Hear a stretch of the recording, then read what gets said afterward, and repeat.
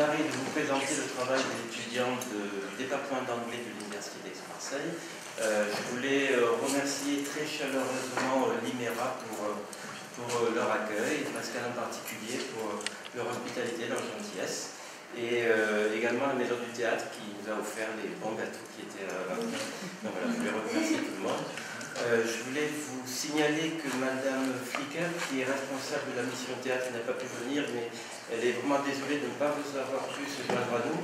Elle a une très haute opinion du travail qui est fait par les étudiants de l'université, et elle aurait vraiment aimé être parmi nous aujourd'hui, donc elle regrette sincèrement de ne pas être là. Je vais donc vous présenter très vite le travail qu'on a fait avec les étudiants du département d'anglais. Donc, je suis Jean-Louis Claré, je me présente, je suis maître de conférence à l'Université d'Aix-Marseille. Je suis spécialiste de théâtre de la Renaissance, théâtre anglais de la Renaissance et de Shakespeare en particulier. Donc ça tombe bien parce qu'il est beaucoup question de Shakespeare, et alors je voulais remercier Pascal et tous les étudiants pour cette première partie où j'ai eu le bonheur de entendre le texte de mon auteur préféré. C'est jamais très objectif quand il est question de Shakespeare.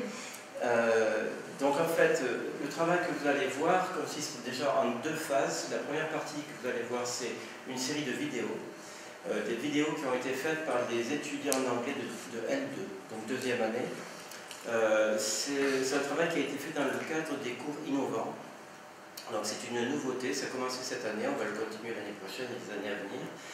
Donc ça consiste à proposer des activités différentes avec des évaluations différentes. Donc les étudiants ont dû faire des travaux chez eux, de la vidéo. Je vous avoue que je n'ai pas trop insisté sur le côté technique parce que je suis complètement incompétent, mais ils ont été très forts et ils ont fait un super travail. Alors il y a des vidéos qui sont très courtes. La première que vous allez voir dure 1 minute, mais faire court c'est également difficile. Et la plus longue fait à peu près 15 minutes. Donc vous allez avoir une palette de 4 vidéos. Et ensuite vous allez voir un travail qui est fait par les étudiants, qui a été fait à la fac par les étudiants de L3. Là aussi un cours innovant, c'est-à-dire qu'ils devaient jouer des scénettes, généralement des extraits de Shakespeare. Donc il y avait Macbeth, c'est celui qui a eu le plus de succès. Les sorcières, ça plaît toujours. Je ne sais pas trop pourquoi, mais ça plaît. Macbeth, Richard III. Et une pièce de John Webster qui a été jouée tout récemment à Aix au Théâtre du Jeu de Paume qui s'appelle La Duchesse d'Amalfi. C'est une pièce du théâtre jacobien. Donc ce que vous allez voir aujourd'hui, c'est essentiellement Macbeth. Donc pour la deuxième partie, vous aurez 2 Lady Macbeth qui vont venir nous rendre visite et qui sont bourrés de talent. Là aussi, c'est de courts extraits. Je ne veux pas trop leur mettre la pression, je leur ai mis la pression, mais elles sont très talentueuses, vous allez voir. Alors, les premiers extraits que vous allez voir, on commence par les plus courts, le plus court jusqu'au plus long. Le premier extrait, les 2 premiers extraits concernent les sorcières. Alors, vous savez, quand on va voir Macbeth au théâtre, on attend toujours un peu la représentation des sorcières, comment est-ce qu'elles vont être montrées, qu'est-ce qu'on va faire de nouveau avec les sorcières.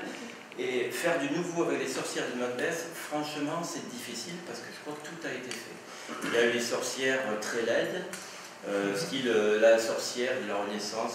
La sorcellerie, c'est un problème de la Renaissance, pas du Moyen-Âge. Donc, telle qu'elle était représentée à la Renaissance, avec le nez crochu, les dents de doigts, etc., les yeux vitreux, vêtus de noir. Vous voyez, la sorcière de Walt Disney. Donc, ça va de là, parce que Banco l'a décrit comme ça dans la pièce, jusqu'à 3 très belles jeunes femmes vêtues de blanc, des nymphes, etc. Donc à peu près tout a été fait. J'ai même vu des Macbeth où les sorcières n'étaient pas là. C'était des voix, ou bien des ombres. Donc vraiment, il y a une palette presque infinie pour les sorcières. Et là, vous allez voir 2 interprétations, 2 versions des sorcières de Macbeth, qui sont intéressantes toutes les 2. Je vous rappelle le texte très vite, je fais très vite. Tout commence par 3 sorcières autour d'un chaudron, dans la pièce de Shakespeare. Et les mots des sorcières sont When shall we 3 meet again, in thunder, lightning or in rain, when the holy bell is done, when the battle is lost and won. C'est clair, hein? Ouais. That will be ere the settled sun, there to meet with Macbeth. Et ensuite, la première sorcière entend son chat qui miaule, et elle dit Greymoor King calls. Puis l'autre entend un chien, etc. C'était les familiars, les démons qui habitaient les animaux domestiques. Paddock calls. Et ensuite, il y a l'incantation, la formule magique. Je vous avoue que j'ai toujours peur quand je le dis. Parce que je me dis peut-être que je provoque quelque chose, quoi. Il va se passer un truc dans le monde. Vous savez, comme dans Peter Pan, si vous dites « je ne crois pas au », vous dites « fée » ensuite. Oui, je ne l'ai pas dit. Vous tuez une fée chaque fois, donc c'est une responsabilité. Je ne voudrais pas qu'il y ait un massacre dans le monde. Mais les sorcières disent, donc je vais le dire quand même « Fair is foul and foul is fair, over through the fog and fill the air ». Donc ça, c'est ce que vous allez entendre dans ces deux premiers extraits. Donc je redis très vite, voilà, il y a une crise cardiaque. Donc, when shall we three meet again? When shall we trois sorcières, meet again? In thunder, lightning or in rain? Là on comprend que c'est plus du langage, puisqu'elles disent quand est-ce qu'on va se retrouver? Dans le tonnerre, l'éclair ou la pluie. Mais le tonnerre, l'éclair et la pluie, c'est la même chose. C'est un jour de tempête, donc c'est pas trois alternatives. Donc 3 c'est 1. Et on comprend que c'est des mathématiques. C'est la Trinité, l'unité, la Trinité. Donc le langage ne sert pas vraiment à communiquer. Donc, when shall we three meet again in thunder, lightning, or in rain? When the Hannibal is done, when the battle's lost and won. That will be the set of sun, there to meet with Macbeth. And Grey Malkin calls, Paddock calls. Fair is far. Je ne le redis plus parce qu'il y a déjà presque eu une crise cardiaque tout à l'heure. Je vous fais écouter le premier extrait. J'espère que tout va fonctionner. Je ferme le volume. Elle a été faite par 3 étudiantes. Alors, pour éviter de dire des bêtises, j'ai noté leurs noms. Les étudiants qui ont, qui ont gagné sont... On n'est quand même pas au Golden Globe. Alors, cette vidéo a été réalisée par Louis Monnier, Loane Bay et Laura Sabiquet. C'est parti.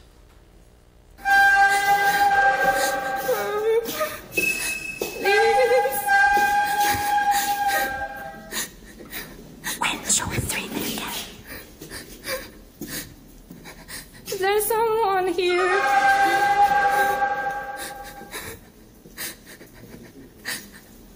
It's not funny, stop it, I'm scared.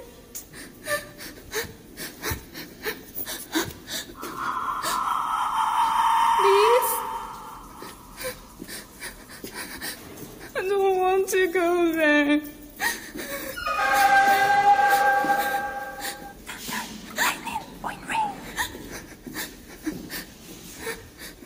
When the hurly-burly is done, when the battle's lost and won. That will be easy, better fun. Please, tell me stop funny. Where the place? The candy heave. It's an easy head back. I come, Grandma. Who's there? Paddock calls. Who's there? Fairies fall and fall and spell, over through the fog and fill the air.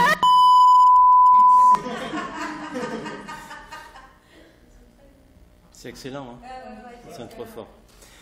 Je me souviens qu'ils sont allés à Lyon filmer quand même. Hein? Ah ouais, quand même. Enfin, je pense qu'ils devaient y aller pour autre chose, je pense. Hein? Ça a été filmé dans une petite ruelle dans Lyon. Ah ouais. Pour moi, ça m'a un peu fait penser à Blair Witch, mais version urbaine. Ouais, il y a un film comme ça où on ne voit rien, mais on sent une présence. Je ne sais pas ce que vous avez ressenti, mais il me semble qu'on sent une tension. Hein. Voilà. Et je trouve que la bande de son est particulièrement bien choisie. Allez, la 2. La 2 a été faite par Coralie Olivier. Alors c'est très différent, mais c'est le même début, en fait, c'est le même texte.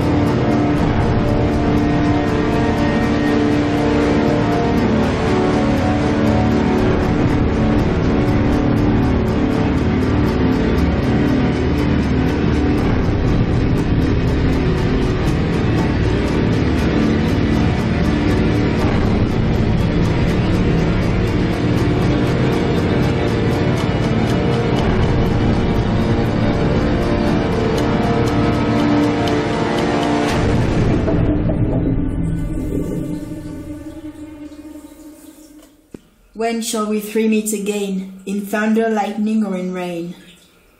When the hurly-burly is done, when the battle's lost and won, that will be ere the set of sun. Where the place? Upon the heath. There to meet with Macbeth. I come, Grimalkin. Haddock calls. Anon. Fair is Fallon's balance fair, over through the fog and feel the air.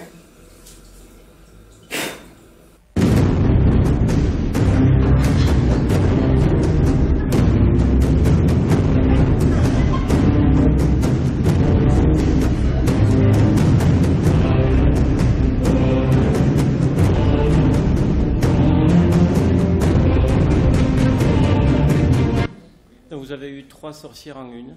Oui, c'était... Alors, le troisième, alors, je ne sais pas si vous avez apprécié, mais moi je trouve très intéressant ce travail sur les objets, les gros plans sur les objets, le tic-tac de la montre qui joue son rôle un petit peu comme fair is foul and foul is fair, c'est un tic-tac d'horloge aussi. D'ailleurs, juste un petit détail pour venir sur ce que disait Pascal tout à l'heure à propos du pentamètre iambique. En fait, le problème de la traduction, c'est qu'on a très peu de mots monosyllabiques en français. Alors qu'en anglais, il y a une quantité incroyable. Fair is foul and foul is fair. Alors là, ça marche un peu si on dit le lait est beau, mais ça, à mon avis, ça ne marche pas parce que le sens est différent. Mais on a souvent ce problème quand on traduit Shakespeare. C'est-à-dire que nous, on a des mots assez longs et puis les Anglais ont des raccourcis incroyables. Alors là, il faudrait que j'arrive à trouver l'élément qui était sur Internet. Pardon ? Ah, voilà. Ok, super. Donc, le troisième extrait, excusez-moi Maïli, je n'ai pas entendu, mais l'extrait que vous allez voir maintenant a été fait par Maïli Nguyen qui est là et qui va jouer également, ce qui semble impliquer qu'elle est à la fois en L2 et en L3. En fait, elle est en L2, mais elle est tellement passionnée par le théâtre et Shakespeare qu'elle est partout. Hein. Voilà, et c'est pour notre plus grand plaisir. Donc, elle a joué une scène différente, c'est l'acte 1, scène 5, et maintenant il va être question de cette scène en particulier. C'est le moment où Lady Macbeth, je pense que tout le monde connaît l'histoire de Macbeth, vraiment en deux mots. Macbeth est un guerrier qui rencontre 3 sorcières en revenant de la guerre et elles lui disent salut Glams, salut Codor, salut toi qui seras roi. Alors il commence ça. Et le premier réflexe qu'il a, ça c'est ma version de Shakespeare, hein, la première réaction qu'il a été un peu bizarre, c'est qu'il envoie un texto à son épouse directement. Bon, à l'époque c'était un messager, le gars de cheval. Maintenant, ça va beaucoup plus vite. Et il lui envoie un texto et lui dit écoute, ma chérie, mon grand partenaire de grandeur, j'ai rencontré 3 sorcières, elles m'ont dit que je vais être roi, etc., Et du coup, elle prend une décision terrible. Elle décide de donner son âme au diable. Alors, c'est pas forcément très clair quand on lit le texte comme ça, mais quand on connaît le contexte élisabétain, ça devient beaucoup plus clair. Donc, en gros, elle devient sorcière. C'est-à-dire qu'au début de la pièce, il y avait 3 sorcières de Halloween, vous voyez, les chapeaux, les ongles, tout ça, le nez. Et elles, on se méfie moins puisqu'on sait qu'elles sont sorcières. Par contre, Lady Macbeth, c'est une sorcière qui ne montre pas qu'elle est sorcière. Donc c'est tout intériorisé et elle est beaucoup plus dangereuse. On peut considérer que les 3 sorcières d'Halloween correspondent au cliché de la sorcière continentale, celle que chassait l'Inquisition, alors que la sorcière que représente Lady Macbeth est plutôt la sorcière anglaise. Mais bon, c'est un raccourci un peu excessif. En tout cas, elle donne son âme au diable, et ce que vous allez voir maintenant, c'est le moment où elle invoque le démon. Alors, l'une des phrases clés, c'est « Unsex me here », qui est toujours mal traduit, on ne peut pas bien traduire, c'est très difficile. Elle dit « Unsex me », et ce n'est pas « asexue-moi », ça devrait dire « désexe-moi », c'est pas beaucoup mieux. En fait, ce qui se passe, c'est que Lady Macbeth renonce à être femme. Parce que la femme à l'époque était censée être susceptible d'émotions qui allaient la perturber, d'être plus fragile. Frailty my name is woman, dit Hamlet, fragilité ton nom est femme. Du coup, elle veut se débarrasser de sa féminité et du coup, elle devient un démon. Donc, un sex myth, ça pourrait être traduit par fais que je ne sois plus femme. Elle dit remplis-moi de fiel, change mon lait en fiel. Un sex me and Fill me up from crown to toe with direst cruelty. Remplis-moi d'une cruauté extrême. Alors c'est le passage que vous allez voir. Alors, je ne sais pas, peut-être que Maëlie pourra nous en parler après s'il a un peu de temps, mais ça m'a beaucoup fait penser à la version de Macbeth par Polanski. Je ne sais pas si c'était une influence.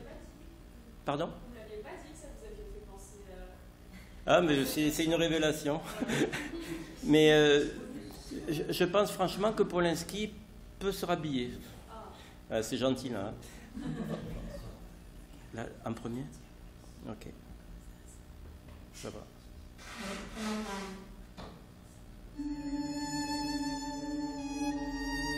They met me in the day of success, and I have learned by the perfectest report they have more in them than mortal knowledge. When I burned with the desire to question them further, they made themselves air, into which they vanished. Whilst I stood wrapped in the wonder of it, came missives from the king, who all hailed me, Thane of Cawdor, by which dial before these weird sisters saluted me, and referred me to the coming of one time with Hail, King that shall be.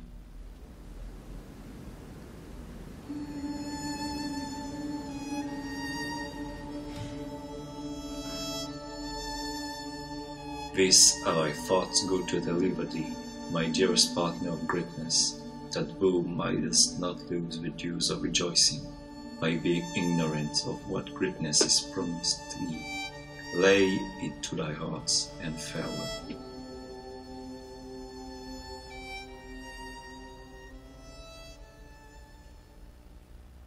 The raven himself is horse, that croaks the fatal entrance of Duncan under my battlements.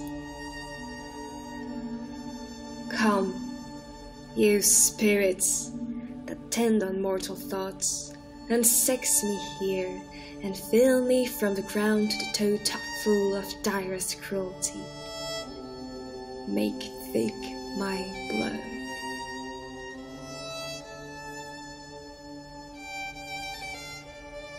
Stop up the access and passage to remorse, that no compunctious visitings of nature shake my fell purpose, nor keep peace between the effect and it.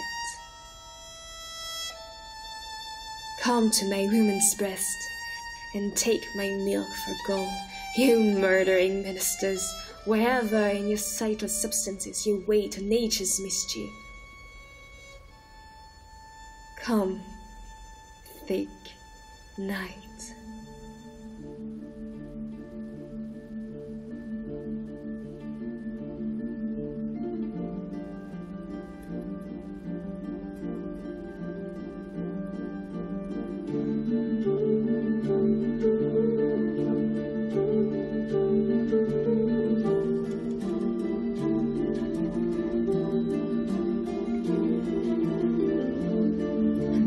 Thee at the dunnest smoke of hell, that my keen knife see not the wound it makes, nor heaven peep through the blanket of the dark to cry, Hold!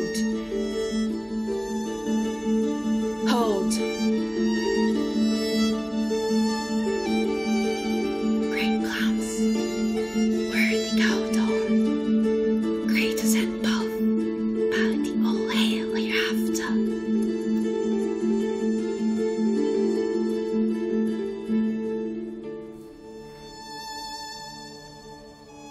Je sais pas ce que vous en pensez, mais je suis admiratif hein, depuis le début. Je crois qu'on peut l'applaudir, elle est là en plus.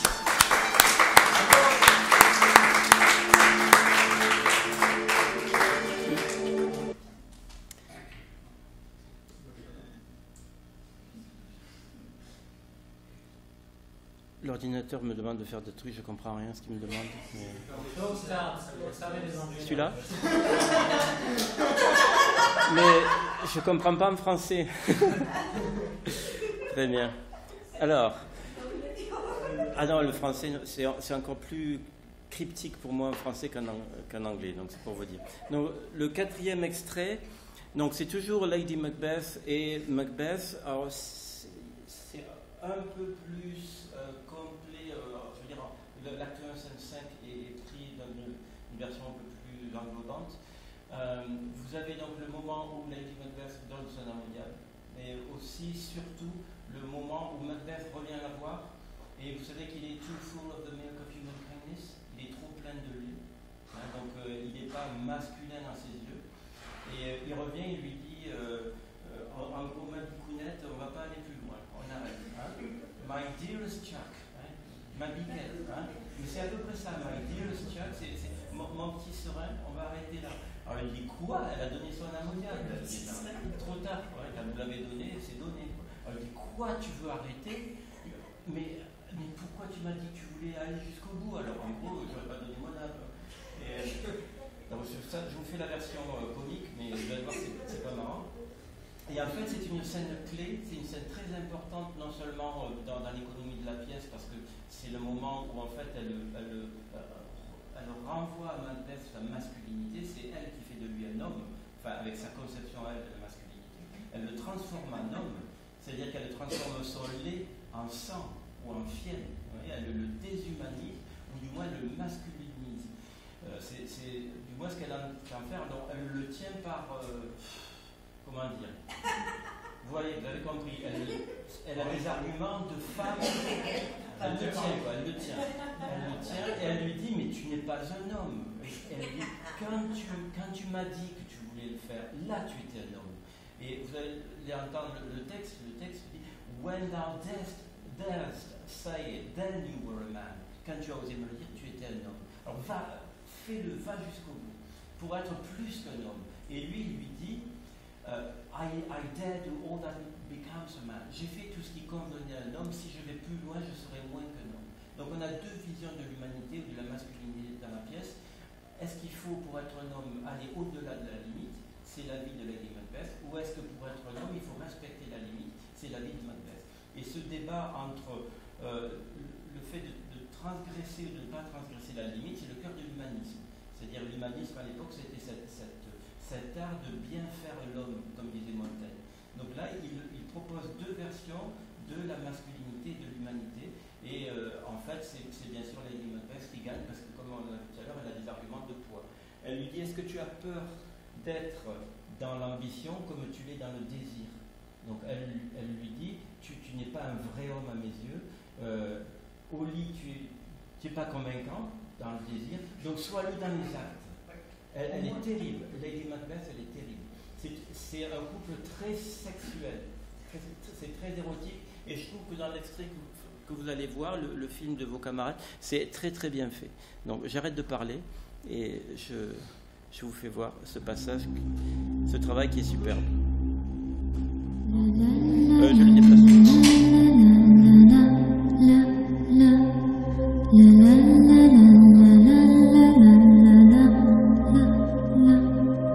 A sailor's wife had chestnuts in her lap, lap, lap, and munched and munched and munched.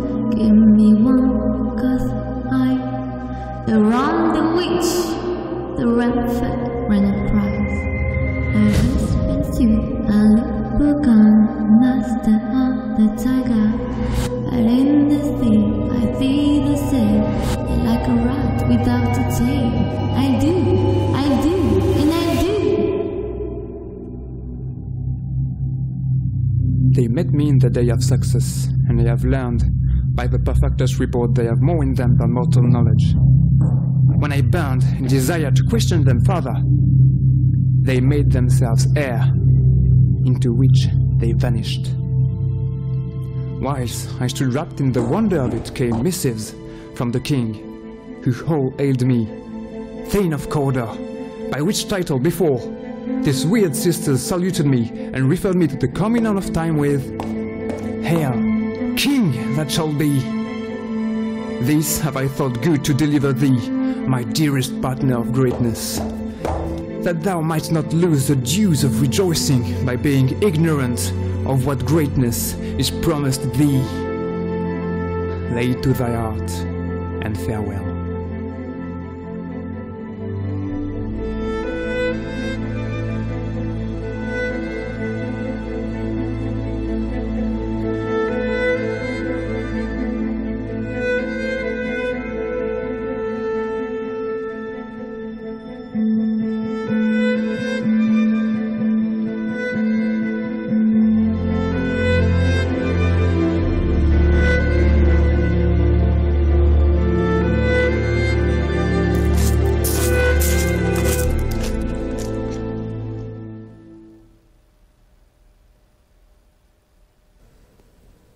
will proceed no further in this business.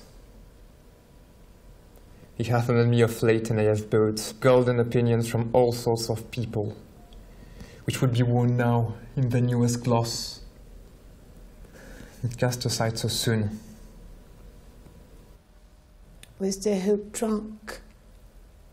Wherein you dressed yourself? Hath it slept since? And wakes it now to look so green and pale at what did it so freely? From this time, such I become thy love. Hast thou feared to be the same in an own act and valor as thou art in desire? Wouldst thou have that which thou esteemest the ornament of life, live a coward in thine own esteem? Let me dare not. Wait upon I would, like the poor cat in the attic. Free the beast! I dare do all that may become a man. Who dares do more is none.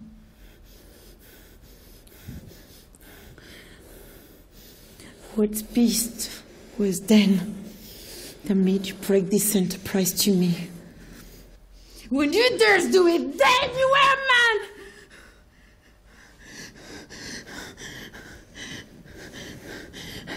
To be more than what you were,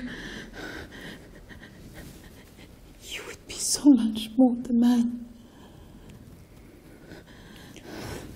No time, no place, Titania, and yet you would make both. They have made themselves, and that their fitness now doesn't make you.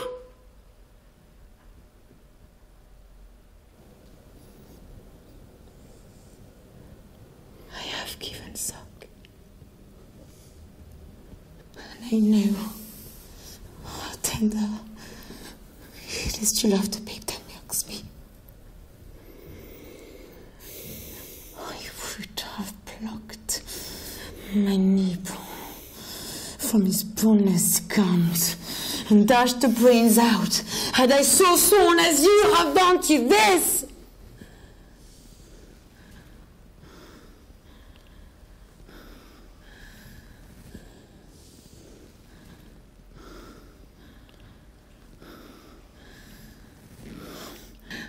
Fail. We fail. But screw your courage to the sticking place and will not fail. When Duncan is asleep.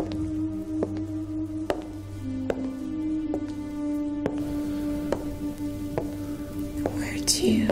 The rather shall his day's hard journey soundly invite him.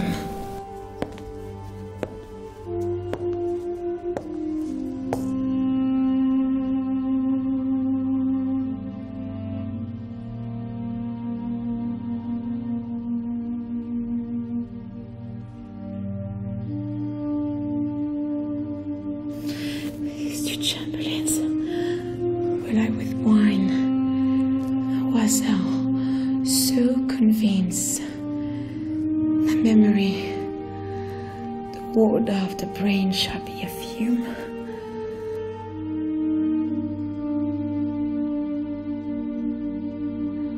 And the receipt of reason limbic only. When his swine sleep, drenched nature lies as in a death. Why cannot you and I perform? All hail Macbeth, all hail to thee. Brilliant guarded Duncan. Why not put upon his spongy officers who shall bear the guilt? All hail Macbeth. All hail to thee, Thane of Cawdor. Of a great quill. Bring forth men children only. For thy undaunted metal should compose nothing but menace.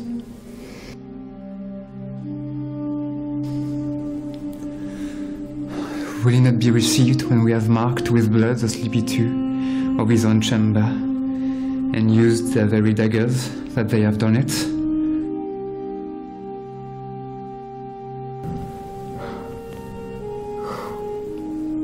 Who dares receive it other? As we shall make our griefs and clamour roar upon his death. I am settled, and band up each corporal agent to this terrible feat. Away, and mark the time with fair show.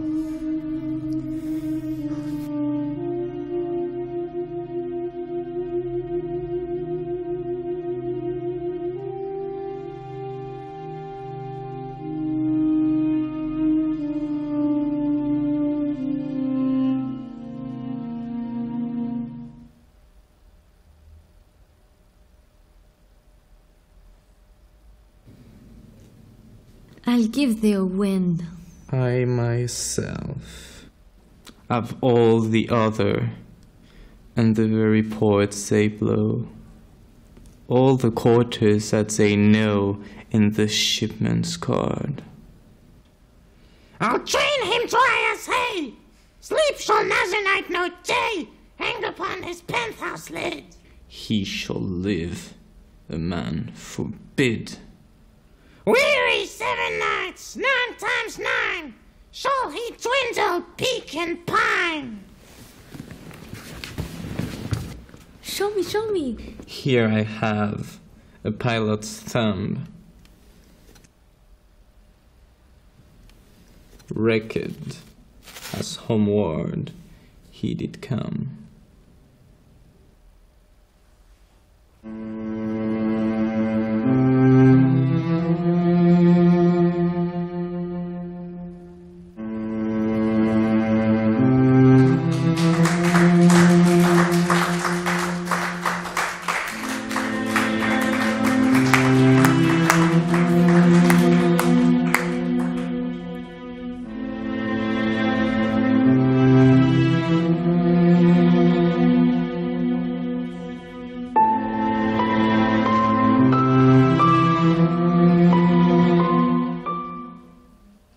En fait, il venait en cours tout le temps, habillé comme ça, bien sûr. Bon, on a Lady Macbeth et une sorcière parmi nous. Et les autres acteurs, donc on a Noémie Abékassi, Kouar Mungan, Gauthier Dubois et Apollinaire Bonal. Je trouve que c'est un travail extraordinaire. Je ne sais pas ce que vous en pensez, mais c'est travail de pro, ça.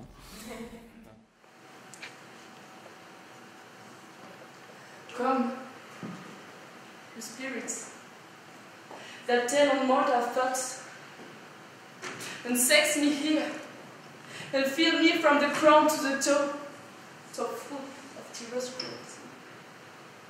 Make thick my blood, stop up the access and passage remorse, that no compunctious visiting of nature shake my fair purpose, nor keep peace between the electants.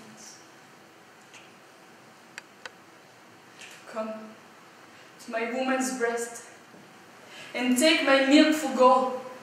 You, mothering ministers, wherever in your sightless substances, wait on nature's mystery.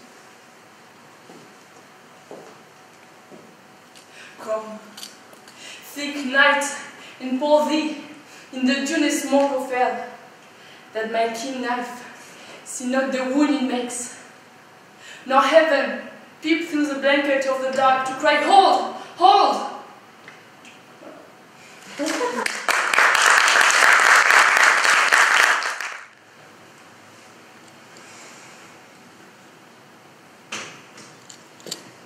Was the hot drug wherein you dressed yourself?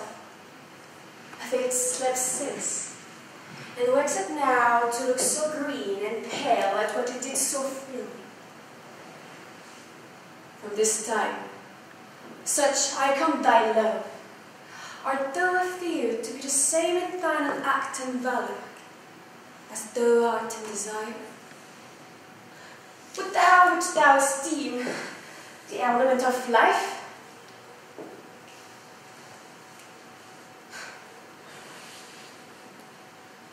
And leave a coward in thine honest esteem, letting I dare not wait upon I would? What beast was then that made you break this enterprise to me? When you durst do it, then you were a man.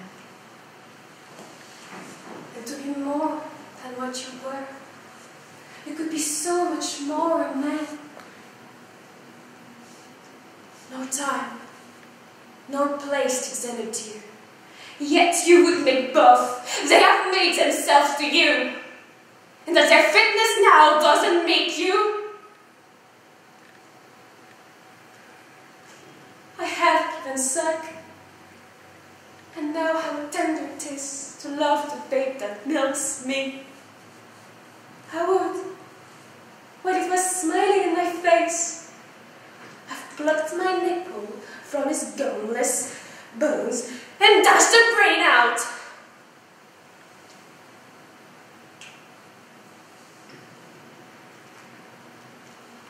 We fail, but screw your courage to the sticking place and will not fail. When then comes a sleep, whereto the rather shall his day's hard journey soundly invite him.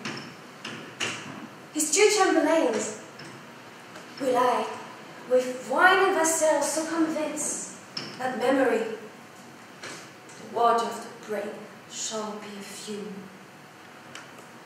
and the receipt of reason a limbic only.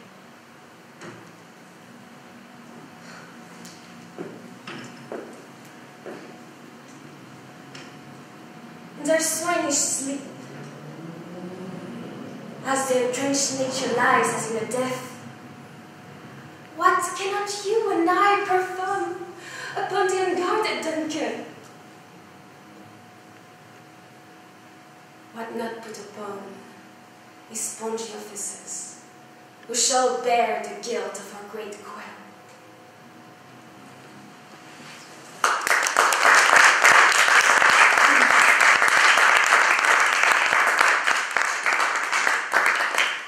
Voilà. What is done cannot be undone, comme dit Lady Macbeth. Ce qui est fait ne peut pas être défait. On a terminé maintenant le travail. Merci.